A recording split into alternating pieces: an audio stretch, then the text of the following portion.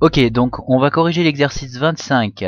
Alors ce que je vous demande ici, c'est de bien suivre la correction. Si vous n'avez pas fait exactement comme on va faire là dans la correction, je ne vais pas forcément vous demander de le faire en même temps que moi, mais simplement de suivre la correction.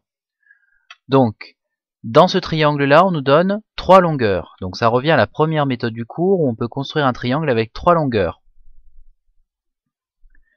La première longueur qu'on va tracer, c'est celle de 5,5 cm, c'est-à-dire le segment AU. Donc on trace un segment AU, horizontal, de longueur 5,5 cm. Ensuite, une fois qu'on a tracé ce segment AU de longueur 5,5 cm, on va tracer un premier arc de cercle pour avoir la longueur UE. Donc ça veut dire qu'on va mettre la pointe du compas sur le point U, prendre un écartement de 5 cm et tracer un premier arc de cercle. Une fois qu'on a fait ça, il nous reste à tracer la dernière longueur qui est ici, la longueur AE qui mesure 4,5 cm.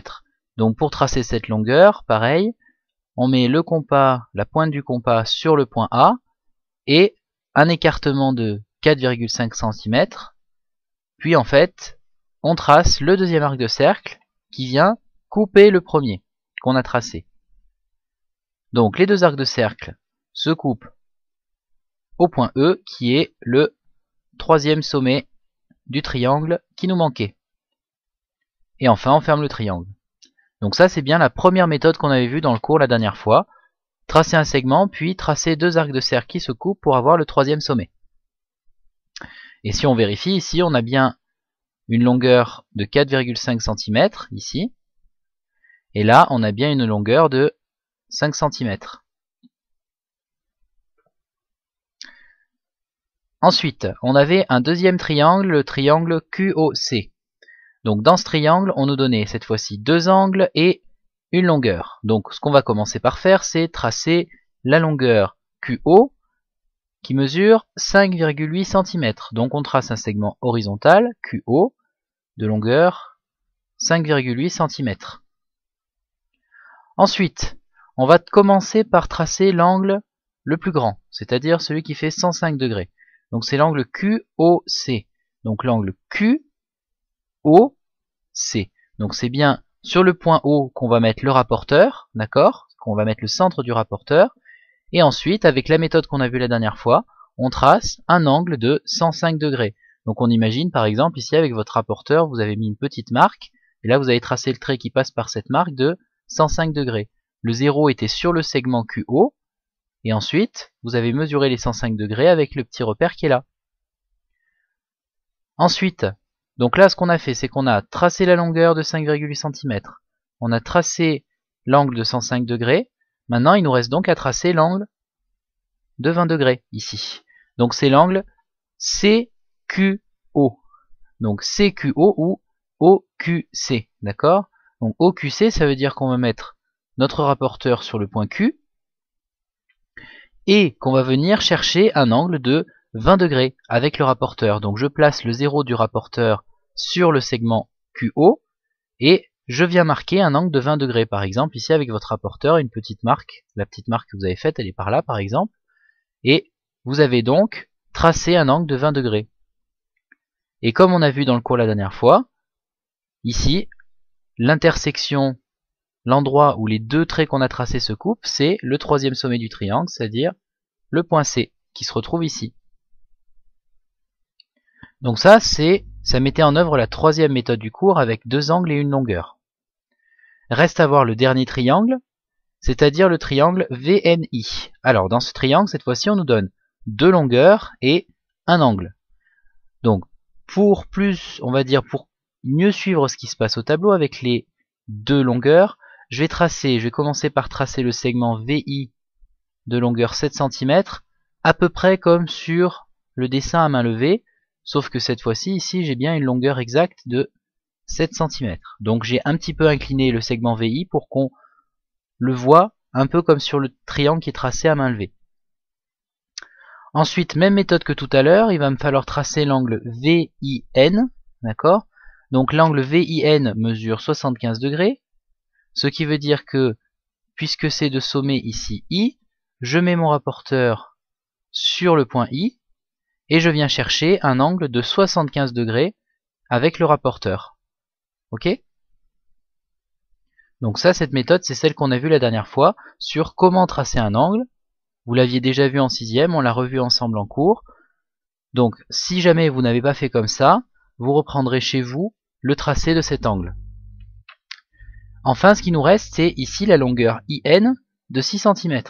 Donc pour aller la chercher, cette longueur, je vais prendre le compas, et je vais prendre un écartement de 6 cm, et je vais venir ici tracer un arc de cercle qui coupe le trait que j'ai tracé précédemment, qui coupe le trait qui m'a permis de tracer l'angle de 75 degrés tout à l'heure. Donc ici, là, je trace l'arc de cercle qui vient couper ici, et ça me permet d'avoir mon point N. Pourquoi? Parce qu'avec cet arc de cercle, j'ai permis de tracer une longueur exacte de 6 cm entre le point I et le point N. Reste donc finalement à fermer le triangle, et je retrouve bien mon triangle VIN ici, avec deux longueurs, 7 cm et 6 cm, et un angle, 75 degrés. Donc ça, on va dire, c'était de l'application pure des méthodes du cours. C'était pour que vous puissiez le faire vous-même et vous entraîner seul sur ce genre de construction. Dans un devoir, il ne faudra pas être trop surpris si vous trouvez effectivement ce genre de construction à faire. On en a fait une fois en cours, une fois en exercice, maintenant vous devez être capable de le faire seul. Passons maintenant à l'exercice 28. Donc dans l'exercice 28, il y avait éventuellement quelques petites difficultés simplement sur la lecture, on va dire, de la figure qui est donnée à main levée.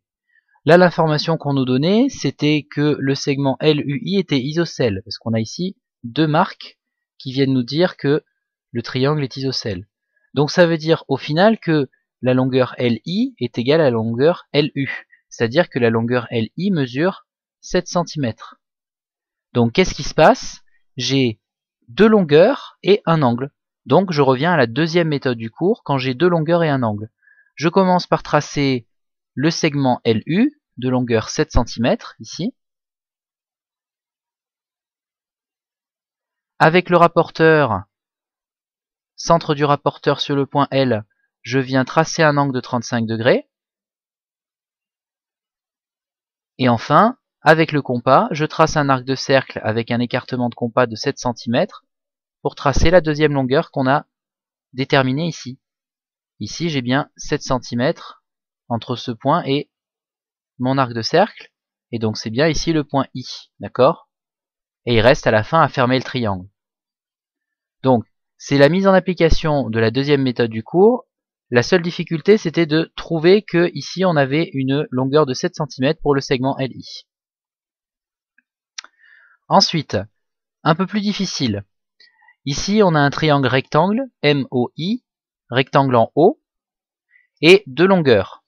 Le problème, c'est que cette fois-ci, les deux longueurs, elles sont pas du côté de l'angle. Donc, on va voir effectivement un peu de difficulté.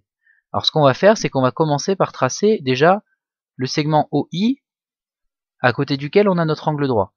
Donc, le segment OI mesure 5 cm. Ici, je l'ai tracé verticalement pour qu'on puisse le voir à peu près comme sur la figure à main levée qui était donnée dans le livre. Ensuite, avec mon équerre, je viens tracer un angle droit, ici. L'angle droit que j'avais ici, je viens le retrouver avec une équerre. Donc ça veut dire que mon équerre, je la place ici sur le point O, là, et je trace mon angle droit. Et enfin, la deuxième longueur qu'on nous donnait, c'était la longueur IM. Donc cette fois-ci, plutôt que me mettre sur le point O, pour aller chercher un arc de cercle, je vais venir me mettre sur le point I, ici. Et je vais prendre avec le compas un écartement de 8 cm pour avoir la longueur MI. D'accord? Ou la longueur IM d'ailleurs, c'est la même chose. Donc pour avoir cette longueur IM, je prends le compas, je prends un écartement de 8 cm, je pose le compas, la pointe du compas sur le point I, et je viens tracer un arc de cercle qui vient couper ici le trait que j'ai tracé tout à l'heure pour mon angle droit. Donc au final, j'ai ici mon arc de cercle qui me permet de placer mon point M. Pourquoi? Parce que si je ferme le triangle, ici entre le point I et le point M, avec l'arc de cercle que j'ai tracé, j'ai bien exactement 8 cm.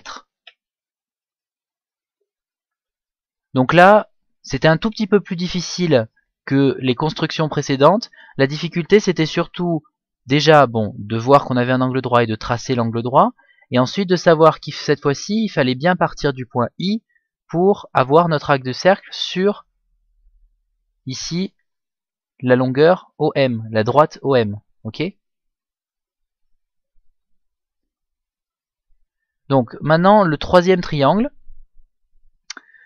Ici, il n'y avait pas de piège, c'est simplement il manquait une information, et cette information, on pouvait la retrouver à partir du fait que on nous montre que le triangle XEU est isocèle à nouveau. Ici, on a deux longueurs égales, donc le triangle XEU est isocèle, et il fallait se rappeler de la propriété